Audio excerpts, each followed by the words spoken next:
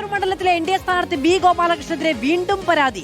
മതസ്പർദ്ധ വളർത്തുന്ന തരത്തിൽ board സ്ഥാപിച്ചതിനെതിരെ LDF നിയോജക മണ്ഡലം കമ്മിറ്റിയാണ് പരാതി നൽകിയത്. നേരത്തെ വർഗീയ വിദ്വേഷം വളർത്തുന്ന രീതിയിൽ പ്രസംഗിച്ചതിന് BJP സ്ഥാനാർത്ഥിക്കെതിരെ LDF പരാതി നൽകിയിരുന്നു. ഷബാസ് അഹമ്മദ് വിവരങ്ങളുമായി നമ്മളോടൊപ്പമുണ്ട്. ഷബാസ്, മണ്ഡല ചരിത്രമാണ് ആലേഖനം ചെയ്തത് എന്നുള്ളതായിരുന്നു ബി ഗോപാലകൃഷ്ണന്റെ വിശദീകരണം. പരാതിയിൽ പറയുന്നത് എന്താ?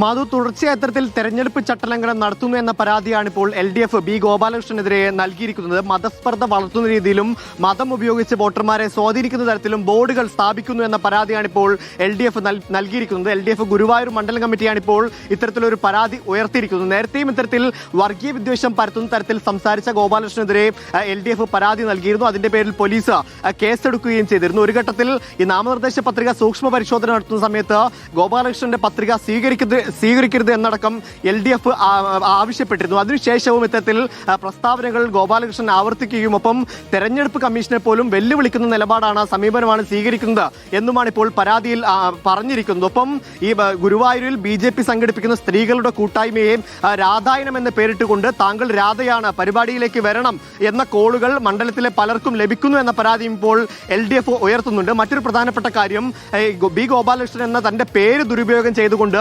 സ്വയം ഒരു ദൈവമായി പ്രഖ്യാപിച്ചുള്ള അല്ലെങ്കിൽ സ്വയം ഒരു ദൈവമായി കണ്ടുകൊണ്ടുള്ള ഫോൺ കോളുകളും മണ്ഡലത്തിലെ പലർക്കും വരുന്നു. അത്തരത്തിലാണ് ഗോപാലകൃഷ്ണൻ ഈ ഗുരുവായൂർ മണ്ഡലത്തിൽ വോട്ട് തേടുന്നത് എന്നാണ് ഇപ്പോൾ LDF ആരോപിക്കുന്നത്.